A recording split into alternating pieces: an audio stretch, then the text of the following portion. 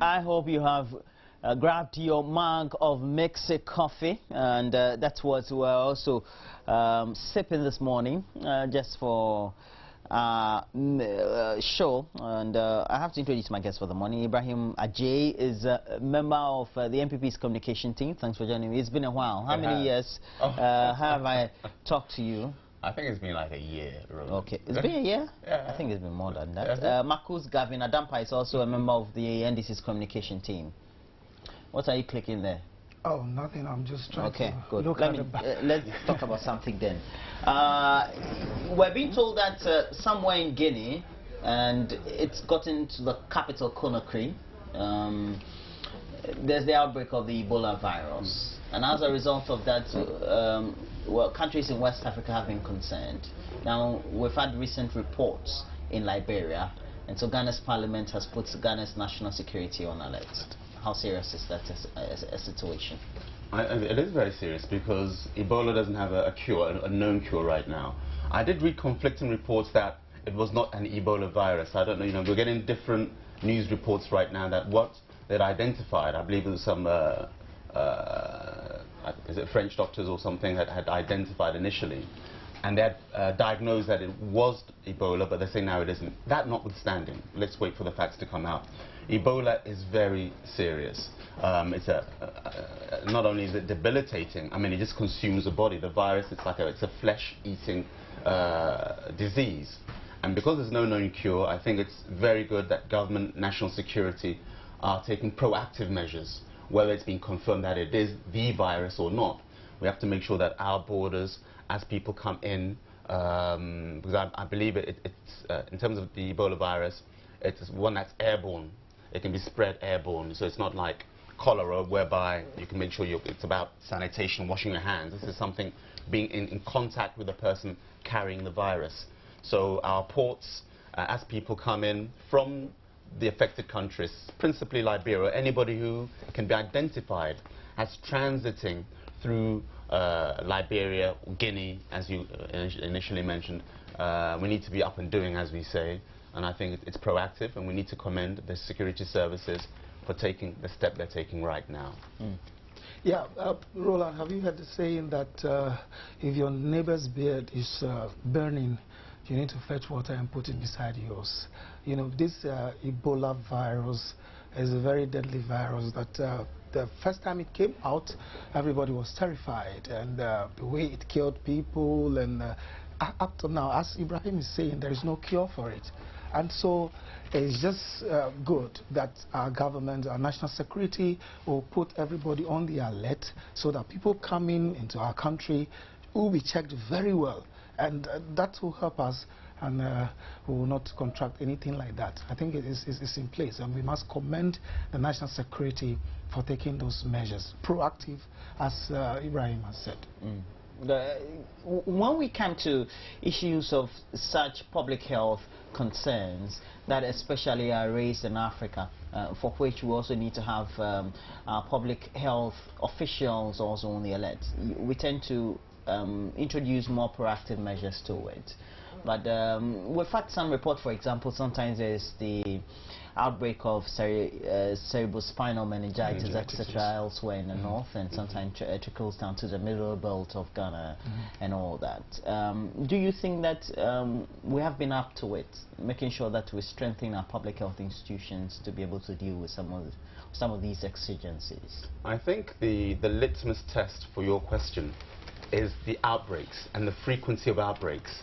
If we take a timeline of, say, the last 5 or 10 years, and then we look at the incidences of, as you mentioned, cerebral meningitis, cholera, even dysentery, how even malaria, let's take that as an example, because it affects human resource capacity and thereby the nation's well-being. And you can look at how public sectors, or the public health sector, is dealing with it, and where we cannot identify a strong occurrence or frequency, then you would have to say that our public health service is being efficient, if I can put it that way.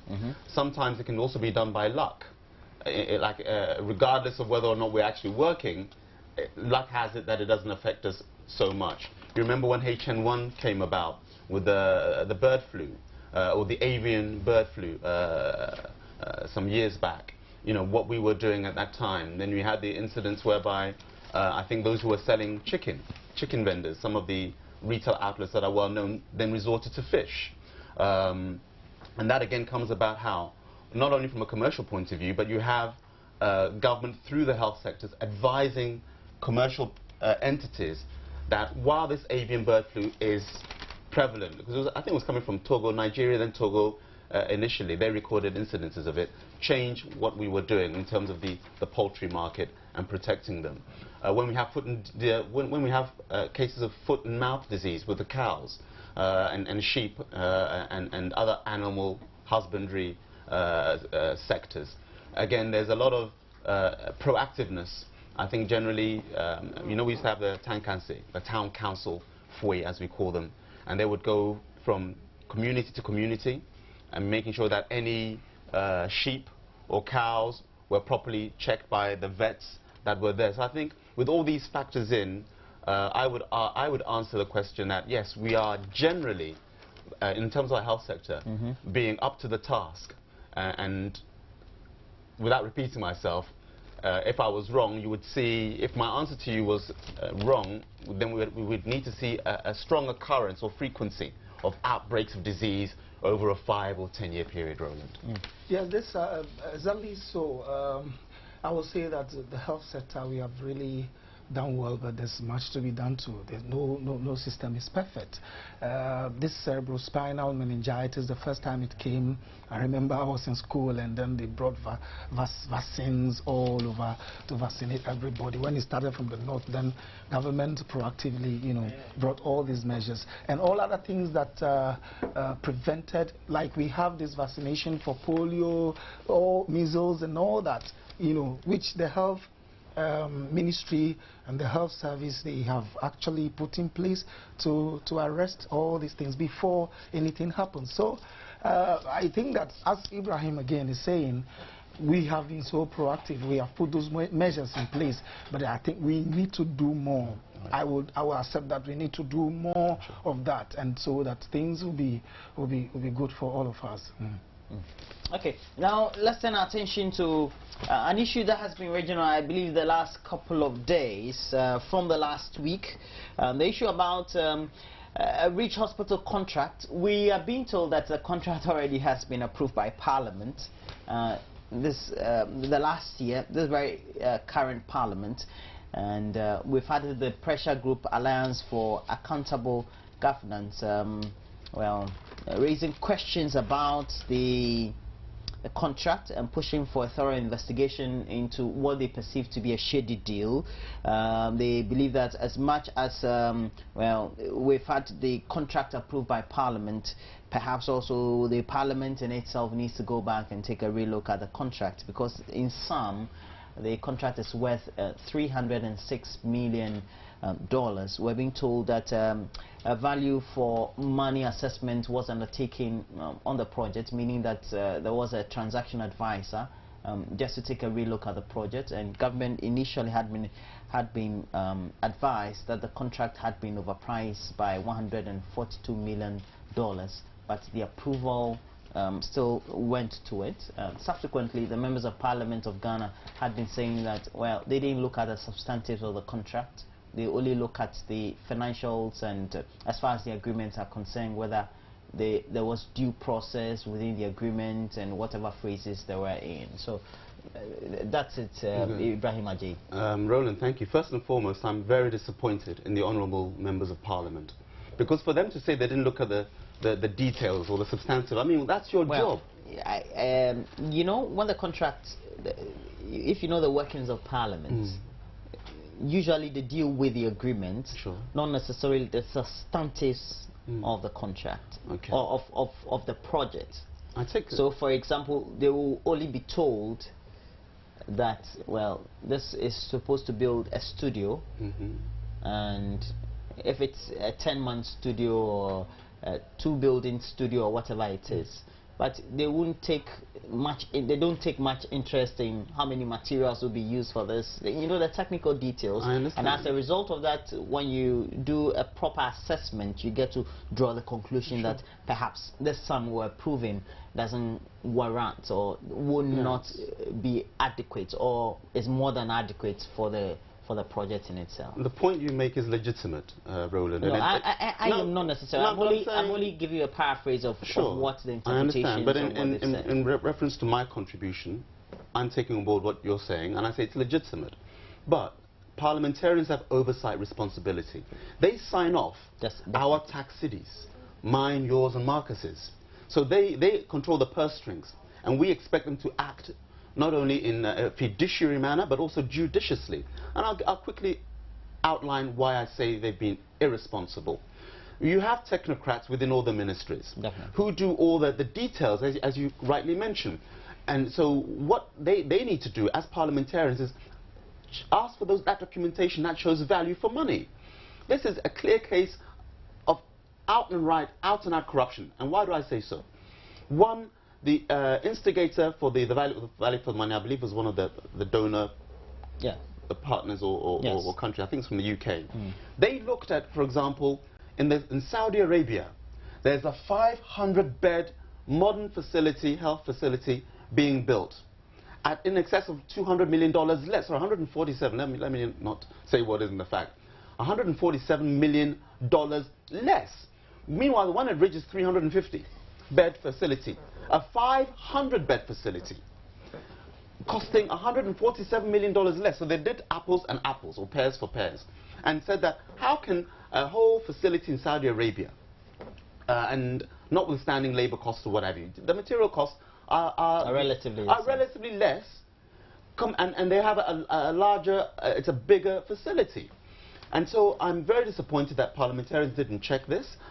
Kudos to Alliance for Accountable Governance for bringing it to our attention, because when we look at the fine detail and we try to apportion the value for the money and ask the contractors to actually justify, because we know what happens, Roland. We know what happens in Ghana when you have governments who somehow, and I say governments plurally, who collude in order to ingratiate themselves. Because we've had the precedent. Yes, and they inflated. They were inflated. What happened when you had senior high schools being built from 2009? Suddenly there was an inflation of the price. During President Kufuor's time, it was around, if I recall, 80,000 Ghana cedis for a 4-block senior high school. Then it went up all the way to 180,000 Ghana cedis. No, a 4-classroom block. Thank you. Then it went up to 180,000 Ghana cedis. I mean, that's 100, and we were living in an age of single-digit inflation, as people were telling us, unprecedented. So in that 2-year gap, actually it was 16 months or so, in that 16-month gap, that inflation was not warranted by the sum of the contract. The sum of the contract. That's what happened. You had inflation of public works. And those were raised in the 2012 electioneering. Exactly so. And what happened? You find that the Minister of Finance continues to sign those deals off, whereby, and I can only say that there's a collusion. I can't prove it, but I think that as responsible citizens of Ghana, we have to speak to the issues and the facts on the ground. Give us the reason why there's been an inflation of building is it a 4-classroom block by 100,000 Ghana cedis. And you remember the time the exchange rate was around 1.7. I'm talking 2011, 12, 1.7. So, you know, you have to understand that something is wrong in the system, and we're having it repeated here at the Ridge Hospital. $142 million, Roland. What can that do? And I think what we need to do, especially with the parliamentarians, let's do a fine audit. Because if we say that an RSJ is a reinforced steel joint, which you need for construction. If it's X amount on the market, let's say it's $2 on the market, what do you call it, FOB, free on board, or CNF, carriage and freight, which means landed into the country, or CIF, carriage, insurance and freight. If that RSJ, a reinforced steel joint used for construction, CIF, carriage, insurance and freight, that means landed at Tema and cleared, is $2, but you are selling it, the contractor at Ridge, for $10, then you know something is wrong in the system. Something is wrong, and we need to get to the bottom of it. And if we need to make sure that we not only make examples, but this is where custodial sentencing comes in.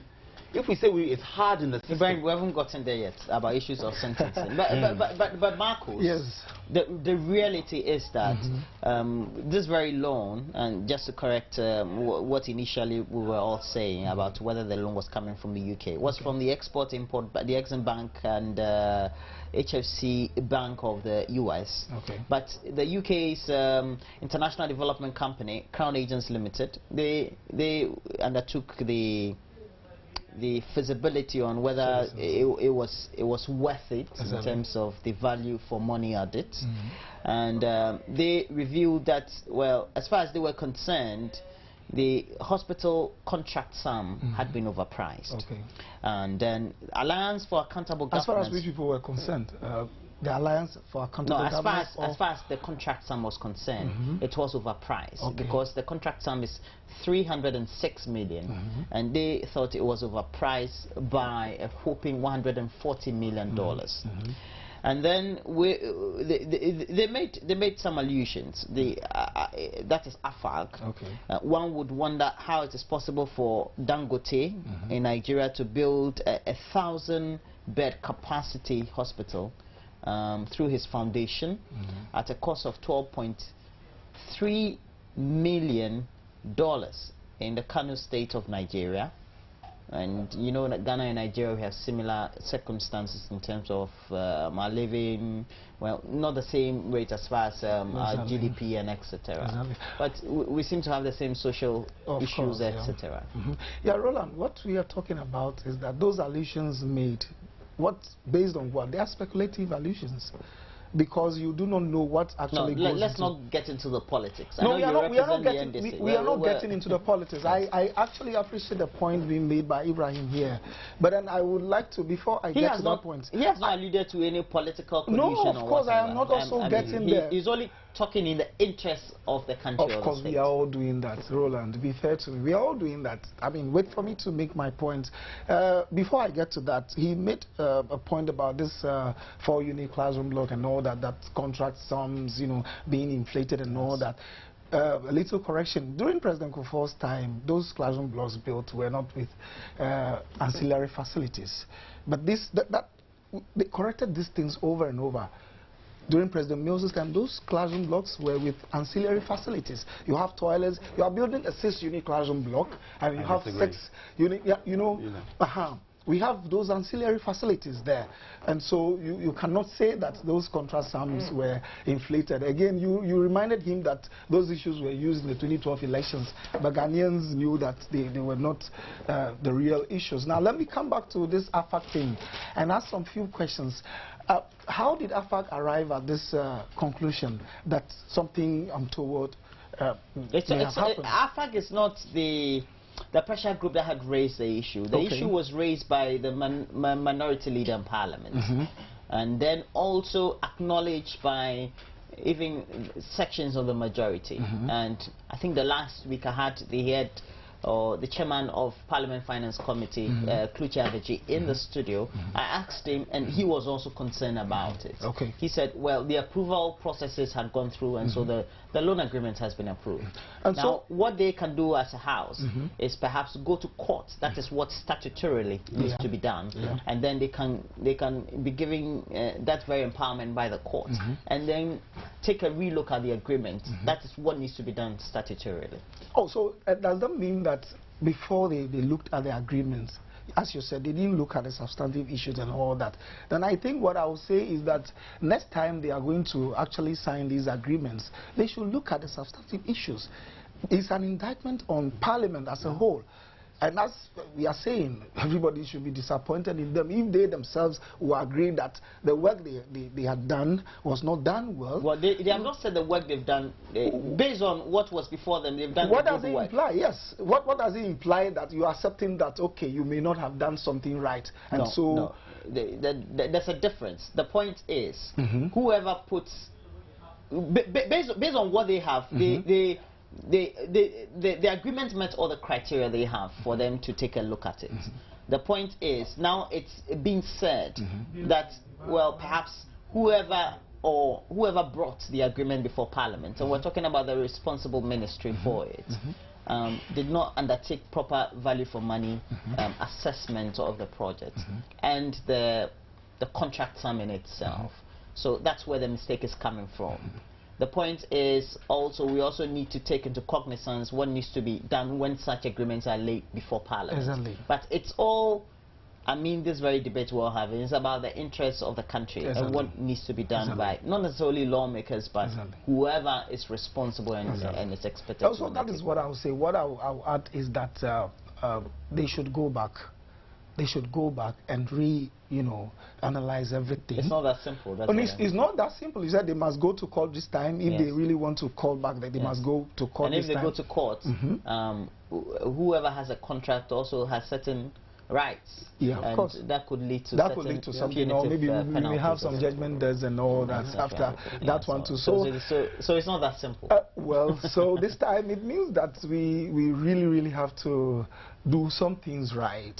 As Parliament, as I'm saying, the next time, let us try to actually inculcate all these things into the system so that we will do due diligence and the value for money thing we are talking about. It's good that Acquah has mentioned this.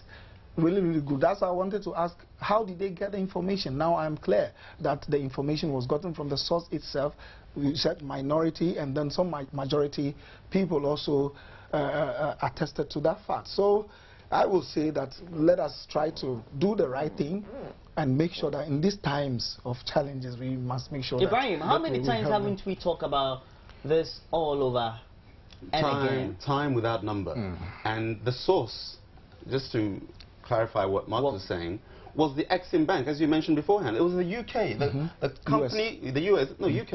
Is it UK? Yes, the UK company. The UK company. They were the assessor. They assessed. Okay. They undertook the feasibility, the value for money. But the financial partner is from which jurisdiction? It's from the Exim Bank and it's the VCO of the US. Okay, so here you have a clear case, because you said to me, Roland, how many times have we discussed this?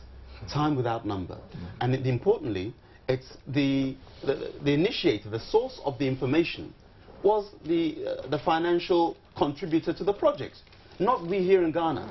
The minority and the majority only woke up because the financial contributor said, I want to see if I'm getting value for money.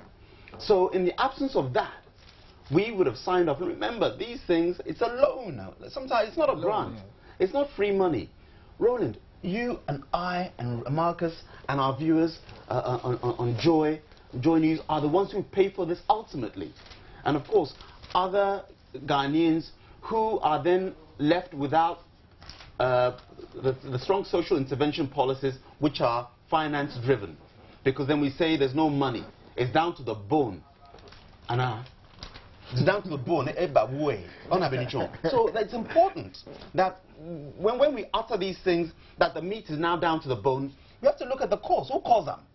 If you are signing off loans, $142 million, and you're shaving off the meat and giving it to God knows who, these are the things that we have to look at. And when Marcus mentioned about the ancillary services, then I beg to differ. You'll find that during President Kufuor's time, because I think when we come and we're debating, let's not throw out facts that are fictitious, because you do have, in fact, proper units built with the ancillary, the toilet facilities. Again, I raised the issue about trying to detach the politics out of it. But it's not a matter of who did what and NPP and NDC. But as a country, what should we be looking forward to? Because at the end of the day, it is the taxpayers' money that will be used to offset these loans in the long. I mentioned it. The reason why I mentioned it, Roland, the reason why I mentioned it is to disabuse people's minds of the fact that the inflation in the classroom blocks was due to ancillary services. No,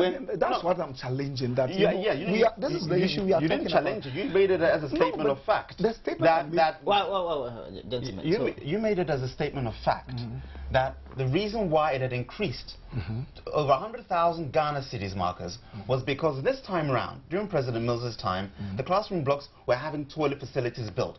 And I'm telling you on authority here... not only, I said ancillary facilities. But let me come back to the issue. So we are not discussing the toilet. You're digressing. No, Okay. Marcus. Right. So now as a country, what should we be doing right? As far as if we want to take a look at some of these agreements, especially in Parliament, whether they have the mandate or not, perhaps they need to go the extra mile?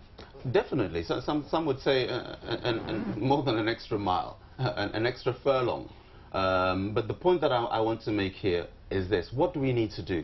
We have those things in place, Roland. So I don't want to pretend like I'm going to reinvent the wheel by giving you some superlatives, some new modus operandi of how we can do things better. Those things are there. I mentioned before that we have technocrats who are supposed to do the value for money, whereby you can say that we shouldn't just sign off and say, I'm going to buy this tablet, $500, when I know that I can get a similar tablet just as efficient for $100, which will then go into the classrooms. That is what you call giving value for money to Ghana. And those structures, Roland, are there. They're there within the ministries, within the MDAs, you know, the ministries, departments and agencies, whereby there is a check and a balance. Nobody brings you a contract, you sign it, and then everybody starts, you know, following their noses. And it's, what we need to do is to make sure that sometimes you need a watchman for the watchman. But unfortunately, sometimes that watchman too gets roped into that greasy corruption quagmire. So I don't know how to answer your question, what else can we do? Because those things are there. How we can maybe punitively, you know, properly make sure that we check these loans agreements. And I think what we can do is maybe have a structure. Now, I'll quickly land, Roland. What we can do, Marcus, is maybe have a system whereby we insure loan agreements. I insure, whereby if post-signing, because now it's a contract, and you rightly mentioned going to court is problematic. Post-contract, if we can identify that there's been malfeasance, we can ring-fence the government of Ghana through insurance and make sure that we can put that loan agreement on ice. It's insured. The insurance company will pay us if it's pay Ghana if we're found wanting in the political, in the legal arena, so that we can do an audit and check that whether or not we've been hard done by insuring our loan agreements, so that we can put it on ice, let the insurance company do our battle legally in terms of the financial aspect, whereby now we can go back to the people who signed this contract off and see if there's a way out. That's the way forward. No, Roland, I think that there's something we are not getting right as a country. That is why Ibrahim says that it's very difficult to answer the question, what should we be doing now? As a country, we know how to talk so much. We talk, do this right, but those things don't happen. But there's something we are overlooking. Ibrahim mentioned the technocrats at the ministries. Those places, they are the people who really do these deals and then forward them to the ministers. What are we doing about them? Those are the people that we must check right now. I think the media should also focus on those civil servants, those people there in the ministries who will sit down and say, okay, this cap here is, let's say, 2 Ghana cedis, but then the chief director of a certain ministry will come and say, Roland, you are the minister. This cap here is now 5 cedis.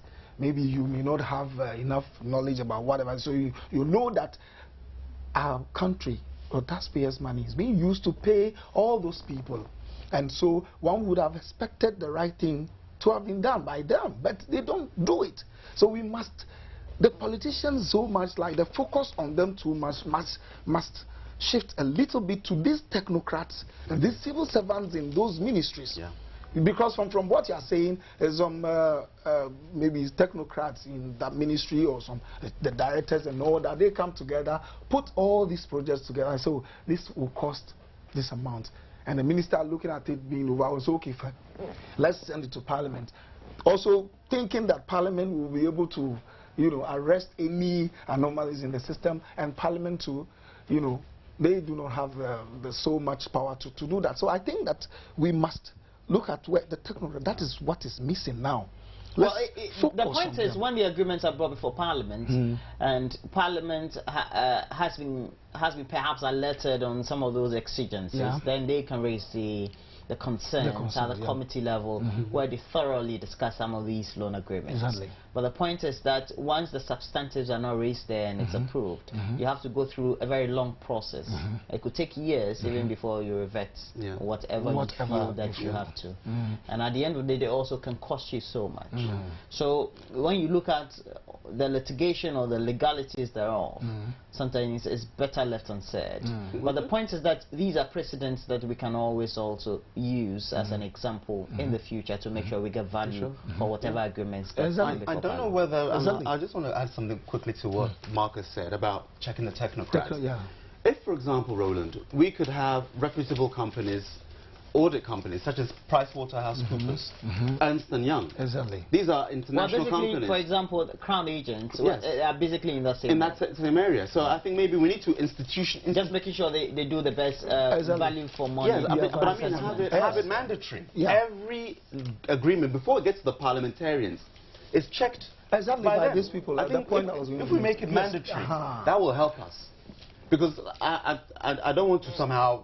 So that Parliament can have a third outside of the technocrats. So it will be properly scrutinized. You see that outside those, and those technocrats must not be kept at one ministry for so many years. They must be moving them. Because if the people are sitting there for so many years, Roland, they know the ins and outs of the movement. And so they can... I remember a big subject of debate in the last electioneering, and that was raised by Nana Addo Dankwa Akufo-Addo and his campaign team, was that when questions were raised about how he was going to fund his free SHS initiative or policy if he was elected into office, was that, well, we have a lot of finances or funding that usually goes down the drain, that is lost within the system. And if those could be mopped up, perhaps, whether it's in payment, it's in contract terms, etc., or in judgment debts and whatever. So perhaps as a country also we need to take a relook at our financial regulations and our financial systems. Yes, I think it's about the discipline. I mentioned earlier about not only legal discipline but also fiduciary discipline as well. These are the things that we need to somehow embody within our body politic, not just as the parliamentarians or government, but also we as the people. You know, there are many ways in which we are accessories to the crime. We the Ghanaians, we the citizens, you know, because we allow certain corruptive tendencies to happen. And I'll give you a quick example. Let's look at JIDA, for example, whereby you had an inflated number of ghost workers. People allow their IDs to be used in order to have those names put on there. You know, so that some of the IDs, the identifications that are used to put your name on a JIDA payroll aren't just done on the computer. Some may say, Brema, you must be naive. A lot of it are done on the computer. But having said that, some people, we Ghanaians, we collude with corruptive elements within our body politic, whereby someone will say, shall I bring your ID? I'll go put you on JIDA. So you'll get 300 Ghana, 150 is for me. And he's a ghost worker. So that's why I want to take it out of the realm of the politicians per se. That we too, about the mopping up that you talked about, but principally, I would say the lion's share of corruption is done within the civil service and with the collusion or on the blind, and with the collusion of some. I hope the ethics committee don't call me up, of our parliamentarians. And we can give them a whole list of past parliamentarians who have been imprisoned to buttress my point in case the majority speaker wants to call me before the ethics committee. And I'll name some names to them, people who have served time in Sawam to make my point. But that's what we need to do. We have to really make sure that we change the structure of how we do things and making sure that the Whistleblower Act actually does work. You know, corruption starts, you know, not at Parliament, but it starts with you and I giving that 5 cedi to the policeman when we shouldn't, you know, and so on and so forth. Paying our way to the Registrar General's department when you shouldn't. There's a fixed fee to pay for registering your company. Why are you paying an extra 100 Ghana? Who for? Where does that money go? And these are the things that we need to somehow remove from the system. And when we do that, then all the mopping up that Nana Akufo-Addo talked about is then properly enshrined. It's not interesting that when the politicians are in opposition with their political party, they go broke, and when they are in power, then they're very liquid. Oh, I don't know how to answer that question, but I know that political parties, when they are in power or in opposition, they should know how to manage their affairs. So I'm raising this about just look at political party funding, and perhaps also the need to streamline or introduce better regulations for the fundings that they get to be regularized. Oh, exactly. I mean, we all support that call for the funding of political parties to be regularized. But what Ibrahim said, how are we going to do that? Now, the people, we ourselves, the people themselves have allowed themselves to be used by all these parties or these agencies, and they are helping them to do the bad thing. So how are we going to do that? For example, if somebody, a political party person, travels somewhere and goes to meet some businessmen and say, okay, I want your firm to support me, then when I come to power, I will be able to do this and that for you, and then money is given to that person to bring to Ghana. And you bring that money into the system and give it to your political party after the election. If you win, what are you going to do? You are definitely going to do the same things. That is why Ibrahim's comment about the people themselves, you know, imbibing that sentiment, that element of nationalism, patriotism, that element. If you don't have those elements, there is no way we can have any solution to all these things. You should know very well. Do you know that, Roland, this registration exercise is going on, like this SIM card registration thing. Now, there are places you go there, you don't need to even register. They have registered SIMs all over. People have used their IDs, you know, to register that, to take some small thing, so that those selling will be able to... giving that as an example. No, I'm giving it as an example. Okay. Like how, what Ibrahim said, that the people themselves we allow ourselves to be used. But is it also true that perhaps also the institutions should be working? No, the institutions should be working. That's what I'm saying. The institutions should work. If the institution will work, the people must also collaborate with the institutions. And there I bring this point that in Ghana, most of the things we need is education. We should be able to tell our people that you have to collaborate with the institutions. But we ourselves try to find ways and means of beating the institutions. We help our friends to beat the institutions. Okay.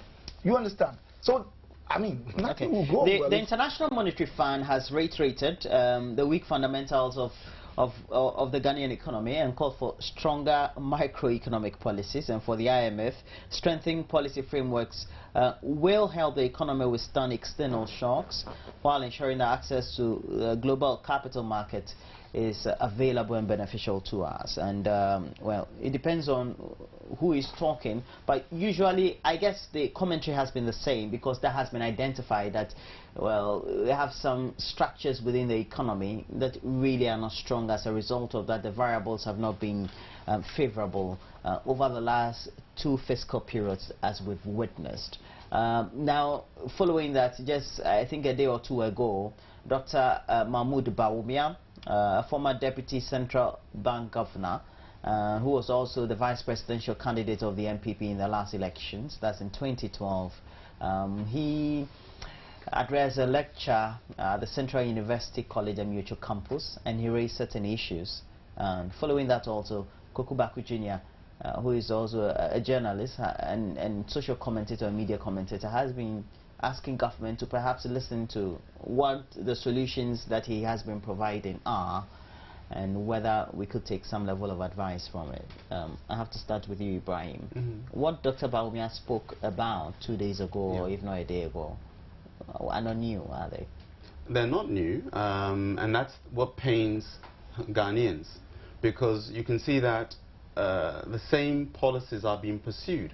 These are policies, in fact, which were, I'm talking about the government policies, to remove, somehow get us out of this economic crisis. They're not new. One, it's the ostrich effect. There's no crisis according to the government presently. And they've also gone back to the 1970s of trying to somehow control the economy and the exchange rate by, for example, putting in on the FCA and the FEA, the acts which limit the amount of money that you can take out of the country. What that does is that you open up the whole issue of the black market once again. That's why I'm saying that it's not new. And the painful thing is that the government, the NDC government, is using strategies that have proven not to work. You cannot, because what happened? It was in 1983. It was under the PNDC, under President Rawlings at that time, or Chairman Rawlings at that time, whereby the financial markets were liberalized, allowing for forex bureaus to be operated. And they absorbed, as Dr. Baumia said, that black market element within the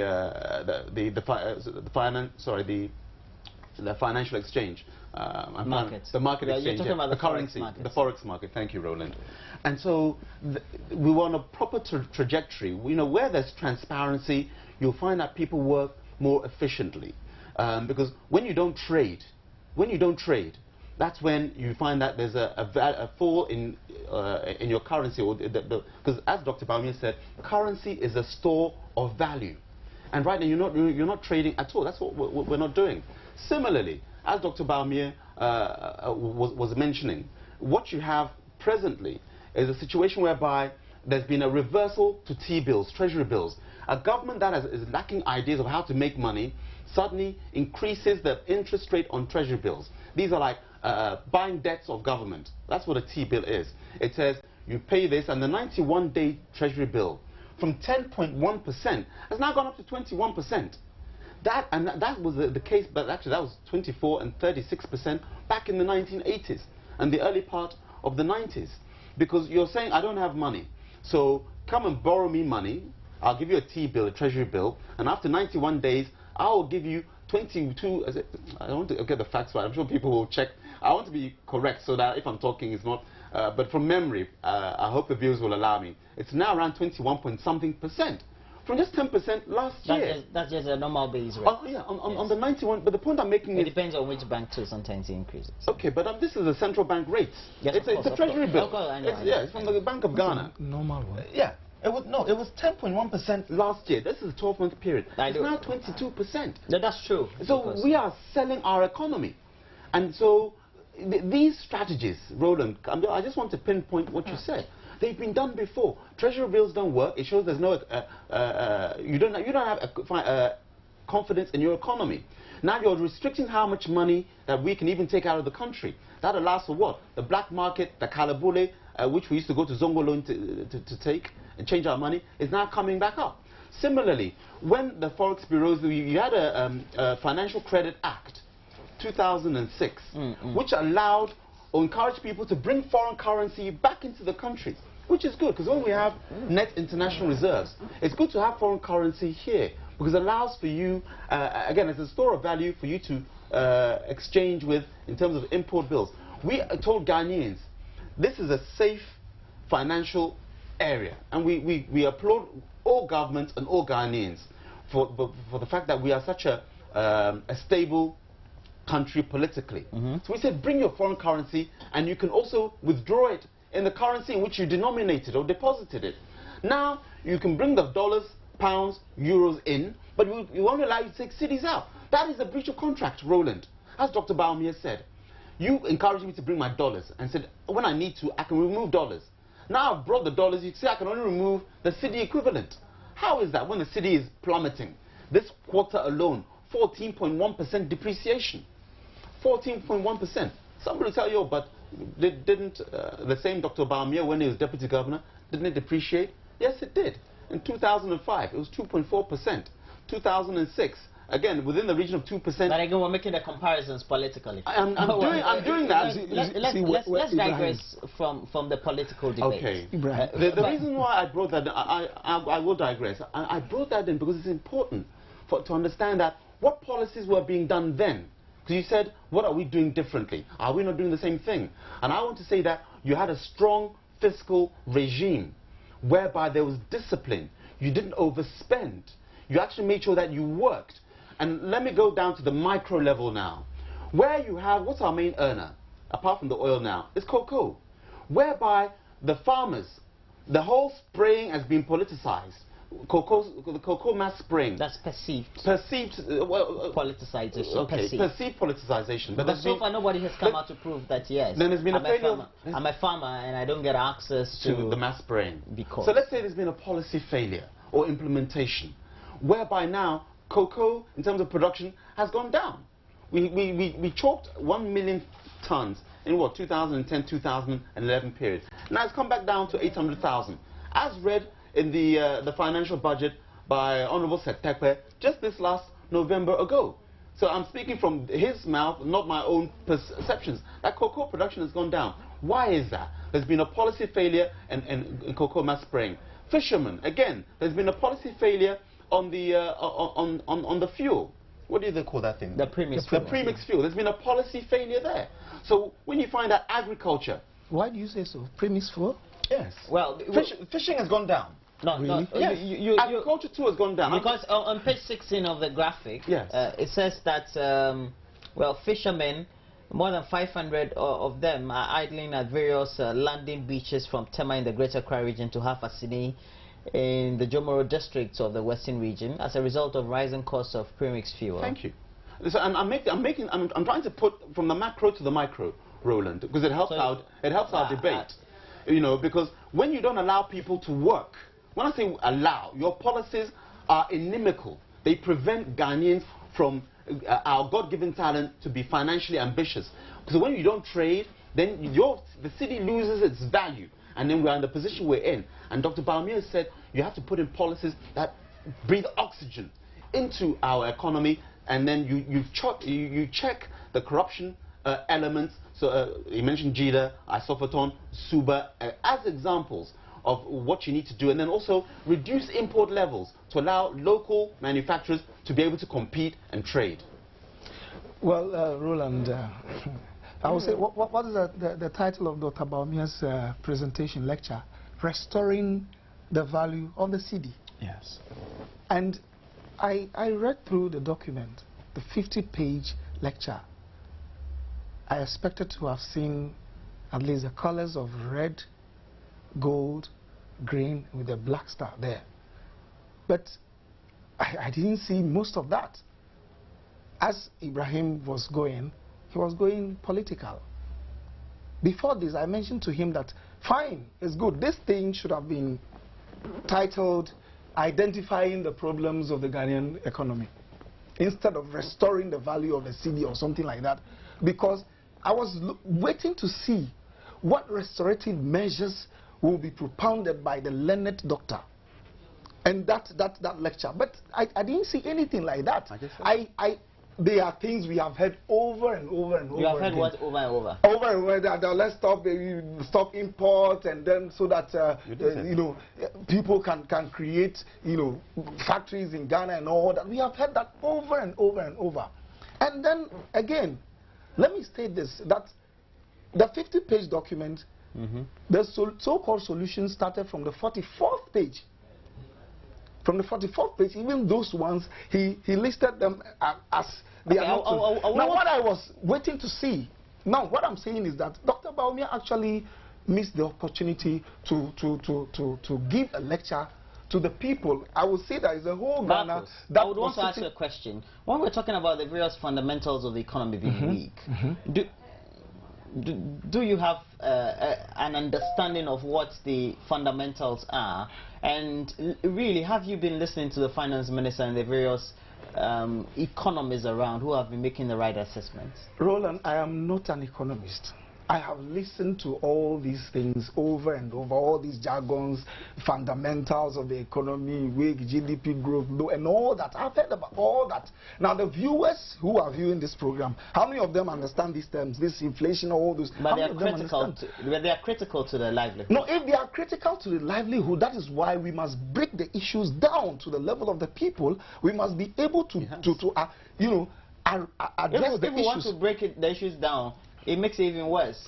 No, because you are the ordinary person on the street who has to chop money given to him by the head of the household or her by the household, we'll have to go to Agbogbloshio and buy goods. No. But Roland, the thing is that now let's look at this situation. I read this one. One of the things that Dr. Bawumia is trying to say is that this proves the point that government is saying the single spine salary structure, has an effect on the economy. That is, it has increased the wage bill of government. Is it not true? But Doctor is trying to say that that is not true. Look at this. Hitherto, somebody was taking like. Do you know the percentage of our revenue that is used to offset the wage bill? Roland, the percentage of our revenue used to offset wage bill and all that. That's not what I'm looking at. Wait, let me present the issues to you. What I'm looking at is that time, so somebody. But you have allowed Ibrahim to speak and speak and speak. No, Roland, you did that. You allowed him to speak and speak. So allow me to also speak small. I don't speak too much. What I'm saying is that somebody was taking 150 Ghana. When this single spine salary structure came, the person's salary rose to about 730 Ghana. Now you see that the person now has a lot of money, and the person must spend that money. Now if the person wants to spend that money, what is happening? We all know how our economy is. The industrialization, building factories and all that. I don't know if Ibrahim is aware that when President Kufuor came to power, there was this cocoa. No politics. Oh, no politics. I'm just asking, we are talking about building factories. There was this cocoa factory that will process the cocoa, because he mentioned in his presentation that what we do is we export raw. We export our materials, all our resources raw, and that is not. You mentioned something like that. Mass spraying. Well, yeah, that is what we must not do that. But this cocoa factory was stopped in a way politically. You understand? And now.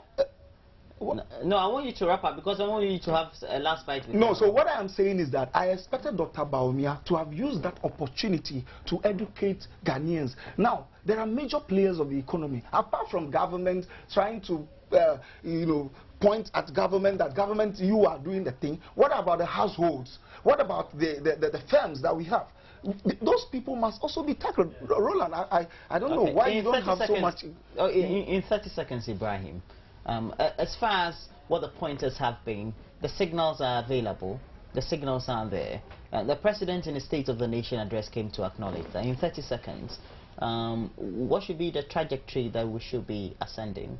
Okay, what we need to do is actually look at the solutions offered by Dr. Mahmoud Bawumia, and also in the international markets as well. Those who have made mention as to the crisis that we're in. It has to be fiscal discipline first and foremost.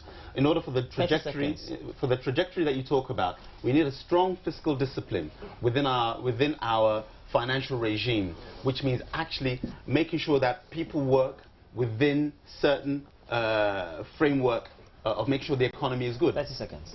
Yeah, we need fiscal discipline. We need to also educate the households that when you get money, what do you do? Do you go chasing goods from other countries and all that? We need to, the behavior of consumers. In Ghana, we must conscientize them so that they will patronize. We patronize, as the President said. Secondly, the firms who are doing the business, taking the opportunity to create business, they must create, they must innovate. They shouldn't take the quick option of running outside to just import things and get quick money. They should create in Ghana. I love that point. Yes. Okay. That's been it for AM Talk this morning. We have had in the studio Ibrahim Ajay, a member of the MPP's communication team, and also Marcus Gavin Adampa. Marcus Gavin Adampa. Gavin. Yes, Adampa. Oh, thanks for joining us this morning. He's also a member of the NDC's communication team. He says I give him a hard time. I really don't. Okay, so now we have to look at the news headlines on the hour.